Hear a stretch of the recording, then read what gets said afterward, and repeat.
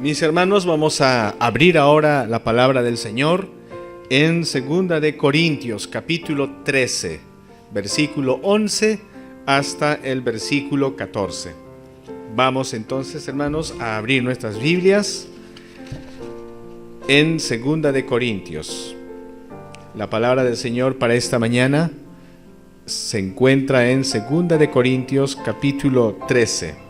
2 de Corintios capítulo 13, versículo 11 hasta el versículo 14.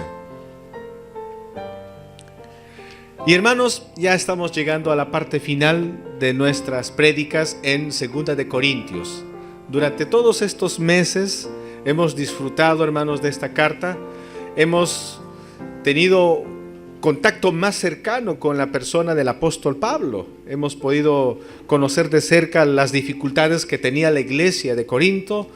Hemos conocido de cerca también las preocupaciones, las aflicciones que tuvo el apóstol Pablo y de cómo él enfrentó todas estas dificultades. Hemos conocido también, leyendo esta carta, que la iglesia, hermanos, siempre está bajo ataque. Siempre la iglesia, hermanos, está asediada por enemigos que se oponen al Señor Jesucristo. No es ningún misterio, hermanos, es la realidad que este mundo ha levantado el puño en contra de Dios, que la civilización humana le ha dado la espalda a nuestro Señor Jesucristo. No es ninguna novedad. Los resultados de nuestra rebeldía como humanos son evidentes todos los días, hermanos, en nuestro mundo. Y de manera especial, la iglesia corre riesgo, porque la iglesia está puesta, hermanos, con el objetivo de predicar la palabra de Dios, de presentar el evangelio, hermanos, a una sociedad que no conoce de Cristo Jesús. Pero lamentablemente la iglesia tiene adversarios, y un adversario formidable, un enemigo formidable es Satanás. Y Satanás siempre utiliza sus agentes para introducir la mentira y el error y causar la destrucción de la iglesia. ¿Quiénes son sus agentes? Los falsos maestros, los falsos predicadores. Y Pablo tuvo que enfrentar a estas personas. Así que, hermanos, vamos a leer la palabra del Señor en 2 de Corintios capítulo 13, versículo 11 hasta el versículo 14. Y dice así: por lo demás, hermanos, tened gozo, perfeccionaos, consolaos, sed de un mismo sentir y vivid en paz, y el Dios de paz y de amor estará con vosotros. Saludaos unos a otros con ósculo santo. Todos los santos os saludan. La gracia del Señor Jesucristo, el amor de Dios y la comunión del Espíritu Santo sean con todos vosotros. Amén. El título de nuestra meditación, hermanos, es Llamado a vivir en madurez espiritual. Ese es el título, Llamado a vivir en madurez espiritual.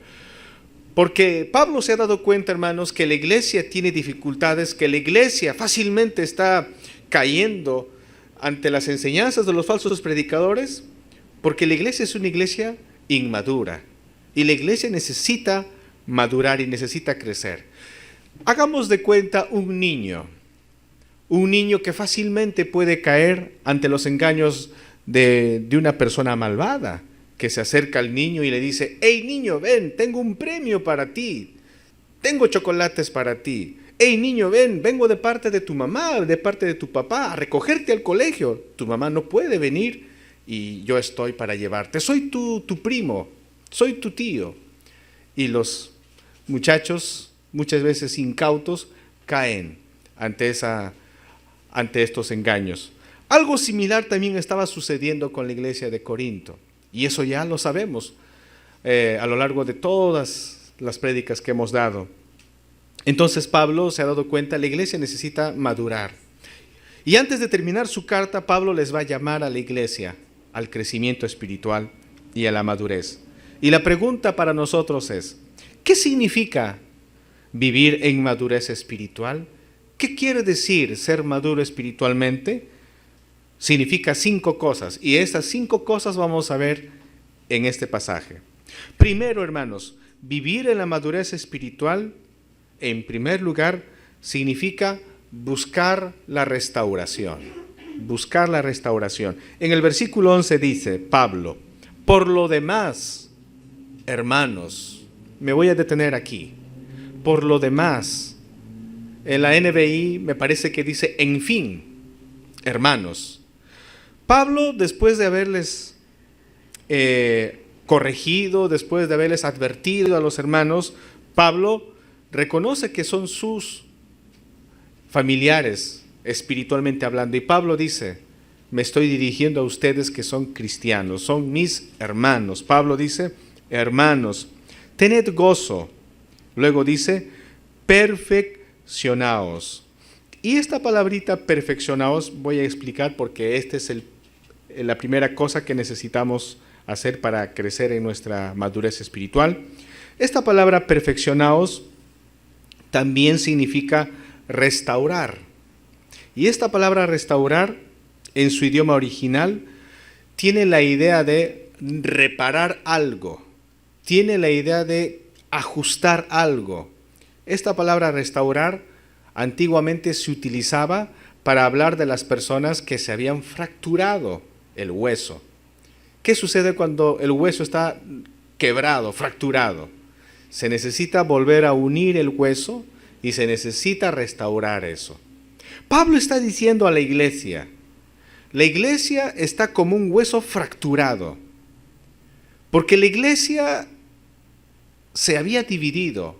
Recuerden, hermanos, en Primera de Corintios, en el primer capítulo nada más, Pablo se enfrentó al problema del partidismo dentro de la iglesia. Algunos hermanos decían: nosotros somos seguidores de Apolos, porque Apolos era un brillante orador, muy buen predicador. Otros decían: nosotros seguimos a Cefas, que es decir, era Pedro, porque Pedro es apóstol, seguimos nosotros a Pedro. Es nuestro predicador favorito Pedro. Otros dirían: nosotros seguimos a Pablo, porque él es el fundador.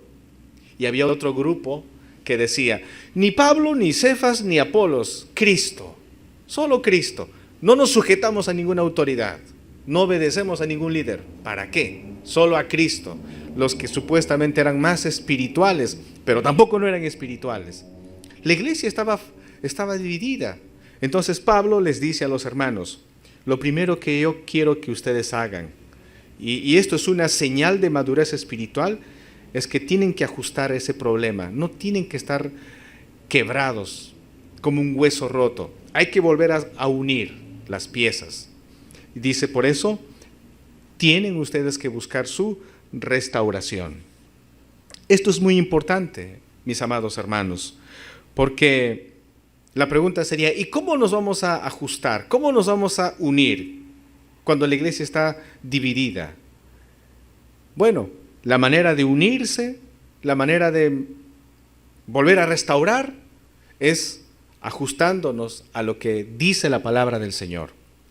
La Biblia, hermanos, es lo único que nos va a mantener unidos. La palabra de nuestro Señor es lo que va a restaurar nuestras vidas, es lo que va a poner en orden todo lo que estaba desordenado. Tenemos que aprender, hermanos, a poner en orden nuestras prioridades, porque si no ponemos en orden las prioridades, esto es pecado. Y en nuestra vida, hermanos, de manera personal, no solamente en manera de iglesia, nuestra vida personal, muchas veces tenemos dificultades. Muchas veces tenemos problemas, ya sea en el trabajo, ya sea en la familia, y eso duele, hermanos. Pero los problemas surgen porque no hemos ajustado nuestras prioridades. Hay problemas en la familia porque los padres no han ajustado su prioridad y probablemente han enfocado y han enfatizado mucho tal vez la parte económica y la parte material, y no se ha dedicado, papá o mamá, a dedicar un tiempo no solamente para lo material, sino también para lo emocional y lo espiritual con la familia. Y las consecuencias después vienen cuando hay problemas en el hogar. En la vida personal, de la misma manera. Tal vez no le hemos puesto al Señor Jesucristo en prioridad. Hemos puesto en prioridad a otras cosas. Y el resultado de eso, hermanos, es que conocemos la frustración, conocemos el dolor, la desazón, porque no le hemos obedecido al Señor. Pablo se ha dado cuenta de estas cosas y Pablo dice a la iglesia de Corinto: hermanos, quiero que ustedes maduren espiritualmente y el primer paso para lograr eso es ordenar todas las cosas.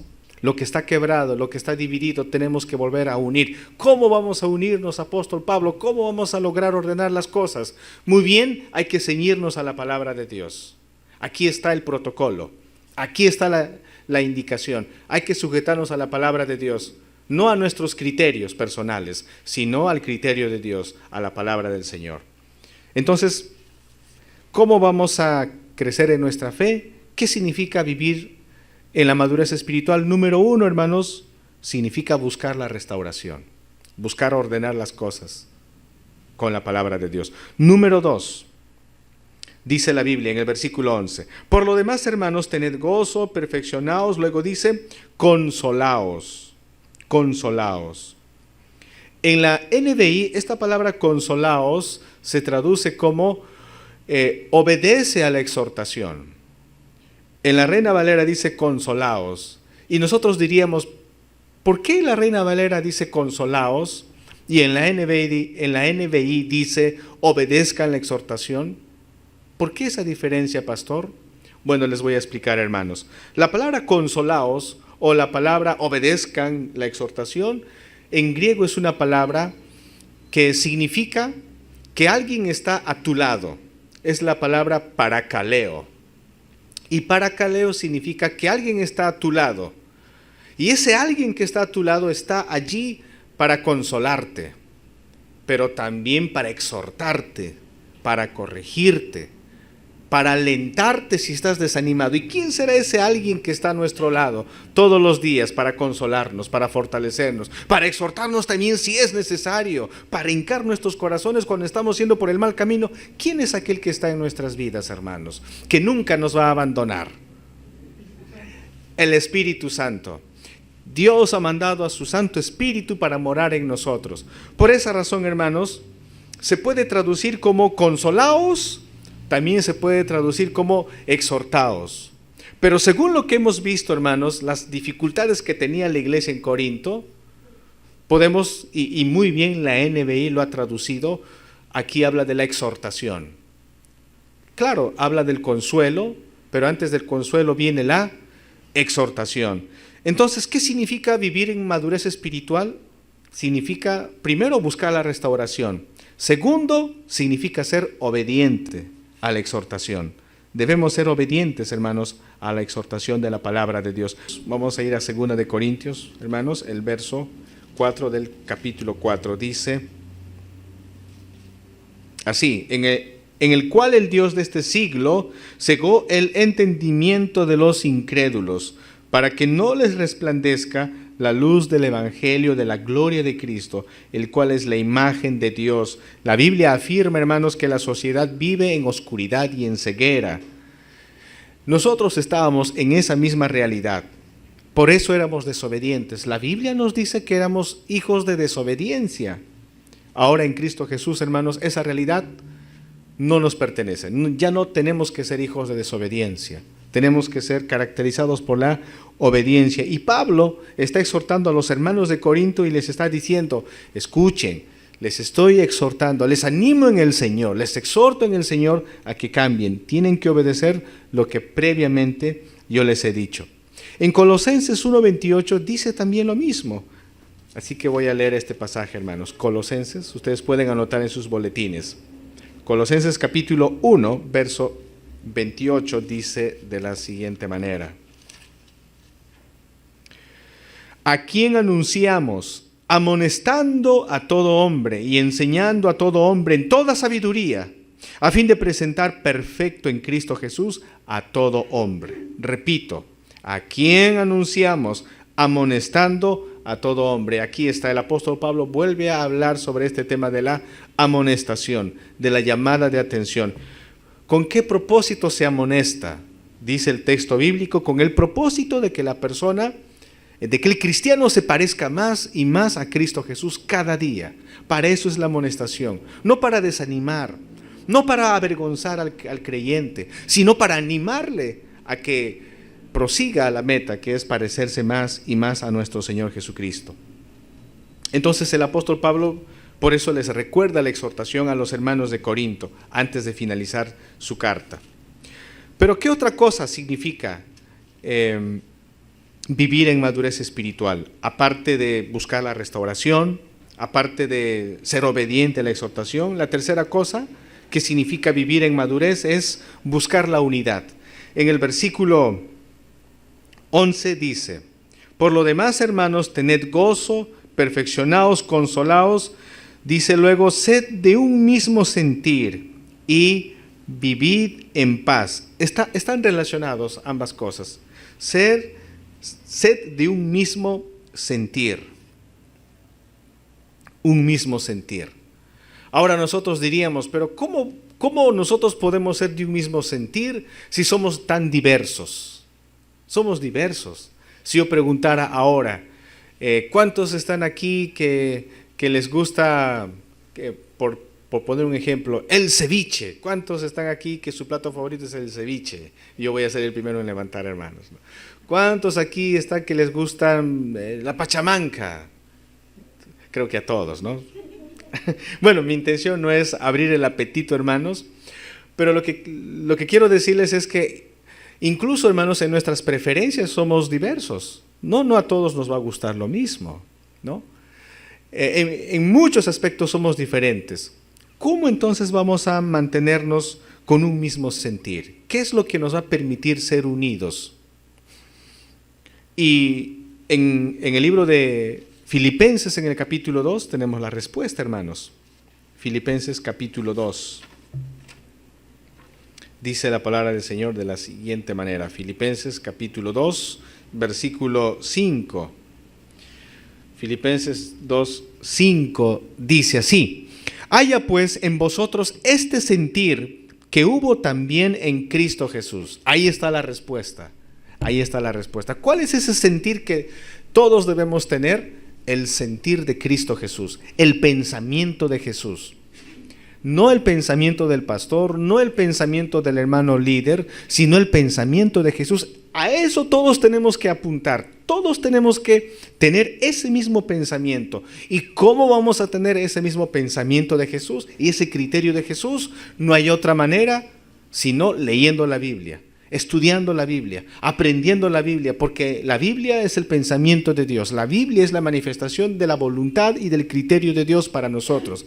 En cuanto nos sujetemos a la Biblia, en cuanto alineemos nuestro pensamiento a la Biblia, incluso nuestras emociones y sentimientos alineemos a la Biblia, hermanos, vamos a ser de un solo sentir y vamos a vivir en paz.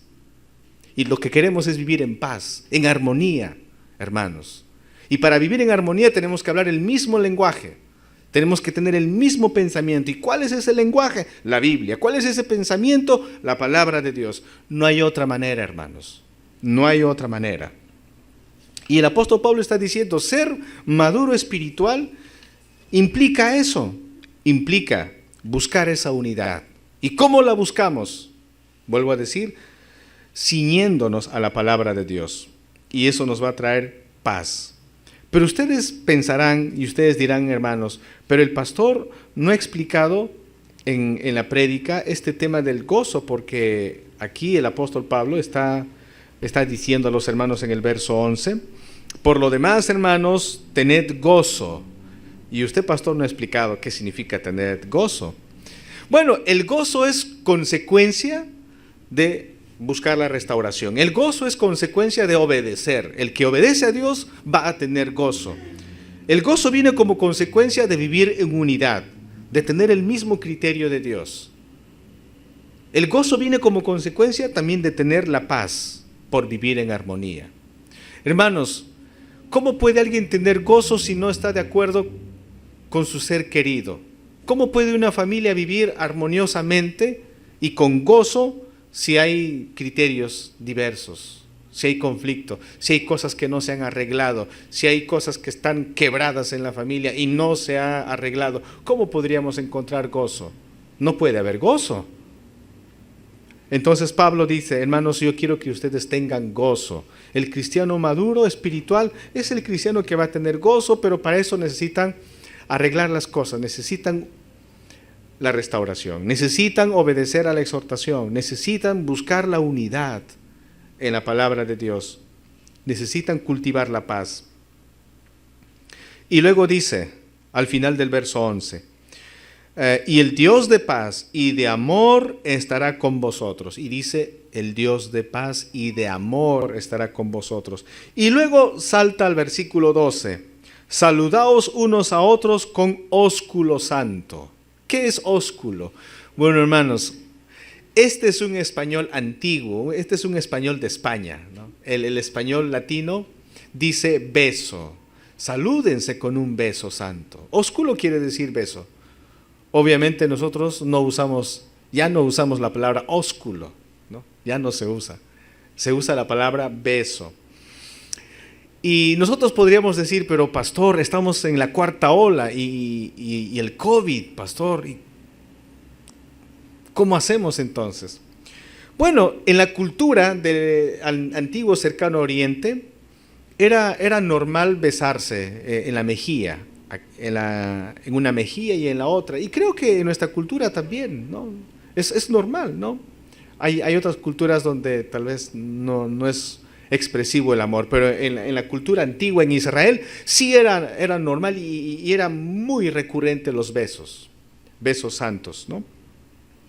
Lo que Pablo está hablando aquí a los hermanos es que los hermanos tienen que aprender a vivir en el afecto fraternal. Somos una familia, tiene que haber afecto. Pablo está hablando del afecto fraternal entre los hermanos. Por eso en el verso 13 dice, todos los santos os saludan. Es decir, los hermanos de otras iglesias. Cuando la Biblia habla de santos, tal vez por nuestro contexto peruano y católico, pensamos todos los santos te saludan. Seguramente está hablando de San Francisco de Asís, a lo mejor está hablando de Santa Rosa de Lima. Claro, los santos. No, hermanos, cuando la Biblia habla del término santos, es un sinónimo para cristianos, porque la palabra santos significa separados, apartados del mundo para Dios. Y eso somos nosotros los cristianos. Por eso Pablo dice, todos los santos, es decir, todos los cristianos de las demás iglesias, en el contexto, los hermanos de la iglesia de Macedonia les mandan saludos, porque los estiman, los aman a ustedes, hermanos. Y qué bueno es vivir en armonía con otras iglesias también. Y en cierto sentido tratamos de cultivar eso, hermanos, los días jueves, los días viernes, cuando tenemos nuestras reuniones en Zoom con los hermanos de Salamanca, con los hermanos de Cristo Vive. Tratamos de mantener ese cuerpo, ¿no?, de unidad. Y ya por el Zoom ya nos conocemos, hermanos, ¿no? Ya sabes cómo se llama tal hermano, tal hermana, ¿no? Llegará un momento en que tal vez nos vamos a encontrar juntos y vamos a participar de un servicio al Señor juntos, ¿no? Pero Pablo dice, el que es maduro espiritual, el que está viviendo en madurez espiritual, está cultivando el afecto fraternal. Y para concluir, hermanos, Pablo está hablando de esta manera a cristianos que se supone que le van a obedecer, cristianos que se supone que tienen el Espíritu en su corazón. La restauración, hermanos, en la iglesia, el ser obediente a la exhortación del Señor y buscar la unidad, buscar la paz y cultivar el amor fraternal, no sería posible, hermanos, si Dios no está allí. No sería posible sin la intervención del Dios Trino, sin la intervención de Dios Padre, sin la intervención de Dios Hijo y Espíritu Santo no se puede lograr. Porque todos los seres humanos, recuerden, hermanos, por nuestra naturaleza, somos individualistas. Los seres humanos, por nuestra condición humana, siempre somos competitivos y siempre queremos estar por encima de otros, siempre queremos ganar, siempre queremos que nuestra voz se escuche más que la voz del otro, siempre queremos nosotros ser el centro y no toleramos que otros sean el centro. Siempre es así, hermanos. Pero Pablo dice, solo por la intervención de Dios es que podemos vivir como hermanos. Por eso en el verso 14 dice, la gracia del Señor Jesucristo, la gracia del Señor Jesús. Recordemos que la gracia es un regalo no merecido. ¿Y cuál es ese regalo que no merecíamos que Cristo Jesús nos dio? Que le costó su sangre, hermanos, que le costó su sufrimiento en el Calvario. ¿Cuál es ese regalo que el Señor nos dio? Salvación y vida eterna. Y luego dice, el amor de Dios, el amor de Dios. Hermanos, la Biblia dice Dios es amor. Es uno de los atributos de Dios que Él nos ama. Su amor es incomprensible, hermanos. Bendito sea el Señor que no ama como los humanos. El amor de los seres humanos es condicional. Yo te amo porque me caes bien. Yo te amo porque por esto. Pero no es así Dios con nosotros. A pesar de que le desobedecemos, el amor del Señor permanece ahí por nosotros. Entonces, la iglesia no puede ser una iglesia madura si no entendemos la gracia de Dios, si no valoramos el amor de Dios Padre. Y luego dice, y la comunión del Espíritu Santo sea con todos vosotros, la comunión. Es el Espíritu Santo el que nos permite estar unidos, hermanos. Es el Espíritu Santo, definitivamente. Si no es el Espíritu Santo, no estaríamos unidos. Y termina diciendo amén. La palabra amén quiere decir que así sea. Amén quiere decir esto es verdad. Entonces, hermanos, la presencia de Dios, Dios Padre, Dios Hijo y Dios Espíritu Santo, es lo que va a permitir que el cristiano crezca. Si el cristiano crece, no es porque bueno, yo soy lo máximo y por eso crezco espiritualmente, hermanos. No se trata de eso. Si crecemos, hermanos, en nuestra fe, es porque Dios está detrás de todo esto. Es porque Dios nos está impulsando. Es porque Dios nos da su palabra y es porque Dios nos permite atesorar su palabra en nuestros corazones. Vamos a ponernos de pie, mis amados hermanos, para orar al Señor y vamos a agradecerle por este tiempo en el que nos ha permitido, hermanos, disfrutar de 2 de Corintios. Y el próximo domingo, hermanos, iniciamos una nueva serie de prédicas. El próximo domingo empezaremos con el libro de Daniel. Hermanos, así que están todos invitados para aprender de Daniel. Hay mucha bendición en Daniel. Vamos a orar al Señor. Padre, te agradecemos en esta mañana por la oportunidad de leer tu santa palabra y que tú nos estás llamando a la madurez espiritual.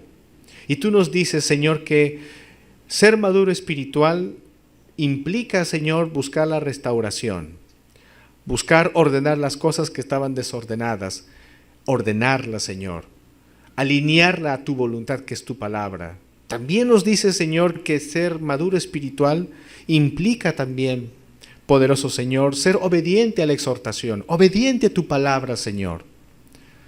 También nos has dicho, Señor, que ser maduros espirituales y buscar esa madurez espiritual implica, Señor, implica tener un mismo sentir, vivir en paz, teniendo un mismo sentir, un mismo pensamiento. Y ese pensamiento es el pensamiento de Cristo, tu santa palabra. De tal manera que es importante aprender tu palabra, atesorar tu palabra en nuestros corazones para tener el mismo pensamiento, el mismo criterio, sujetados a tu palabra, Señor. Así vamos a tener gozo, así vamos a estar contentos, aunque las circunstancias sean adversas, porque sabremos, Señor, que eres tú, Dios Todopoderoso, el que nos has dado tu gracia, el que nos das tu amor, el que nos das la comunión. La iglesia existe porque tú, Señor, estás en medio. Señor, te agradecemos por este tiempo, en el nombre de Cristo Jesús. Amén.